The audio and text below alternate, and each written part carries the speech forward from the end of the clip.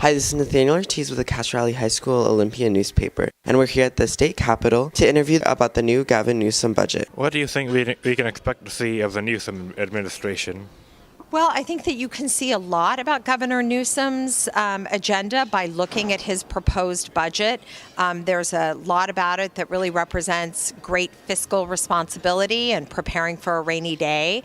But there's also an emphasis on education, all the way from 0 to 5 and preschool up to public higher education. So there's a lot to like about this budget, and I think that it clearly reflects the values that he has and that are so important for our state. What are some changes we can expect to see with the new Gavin Newsom administration?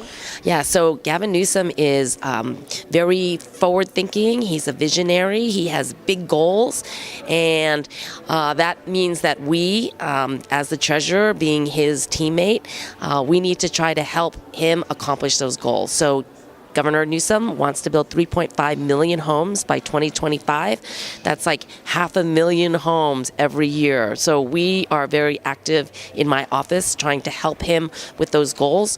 We did a 5-city housing listening tour recently just to listen to the community about the gaps that are out there, the housing that is needed, how to expedite and build faster in what neighborhoods and counties are desperate for housing. So that's one of the goals that we are working very hard on to help Gavin Newsom meet his goals. I'm here with Brian Ferguson, Deputy Press Secretary for Governor Gavin Newsom. Thank you for seeing us, Mr. Ferguson. Thank you so much for having me. What will the administration do to improve California's schools and education system? Well, Governor Newsom's been really committed that he wants to make California for all. So it's not just for the rich, it's not just for those who have what they have now, but it's a California where there's economic prosperity, and there's healthcare, and there's education for anyone who wants it. So there's been a lot of work at the beginning to kind of lay the groundwork of what needs to happen to move that forward, and hopefully there's some exciting stuff in there for young people like you guys as well. What could the state do to combat the high cost of college? We need to do more, and Governor Newsom's been very aggressive about that. This year's budget, they actually were buying out the fee increases that had been proposed for the CSU and UC. There's also money in there to support tuition and Cal grants, which many of our students who go to our public higher education institutions rely on financial aid to get through. So there's been a great increase this year in the amount of financial support we provide. What will the state do to ensure that children get the quality health services they need? Yeah, that's the challenge that faces all of us, both at the state and federal level. Governor Newsom's been very outspoken on the work that lies ahead. We actually named the state's first Surgeon General. She's getting sworn in on Monday.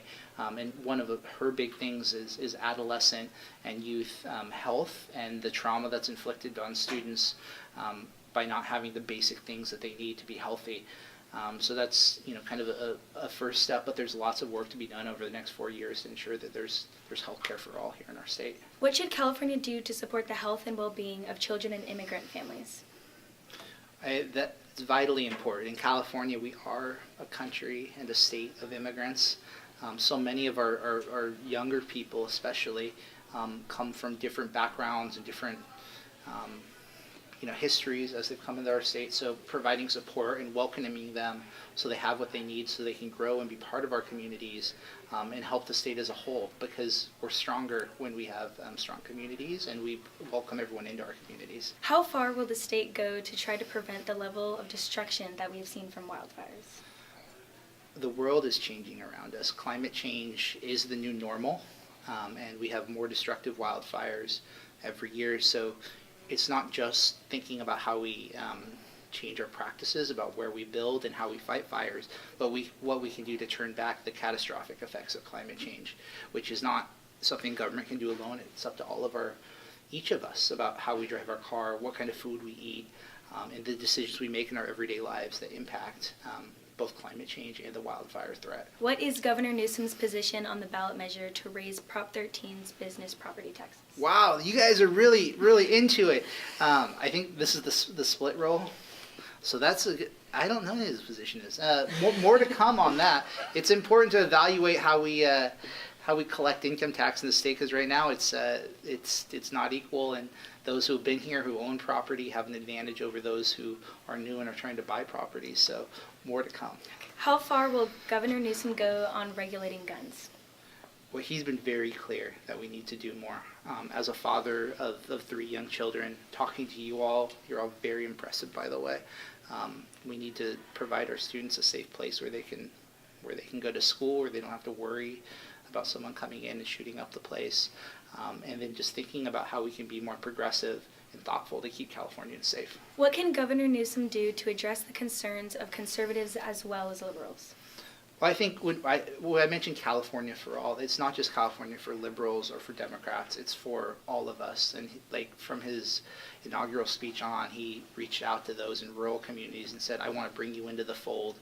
I want you to feel like you're getting what you want from the state of California. And that's something he's really committed to, and that's work that will continue throughout his administration. Thanks again for your time, Mr. Ferguson. Thank you for being here. This has been Mila Ogle from the Castro Valley High School Olympian newspaper at the state capitol.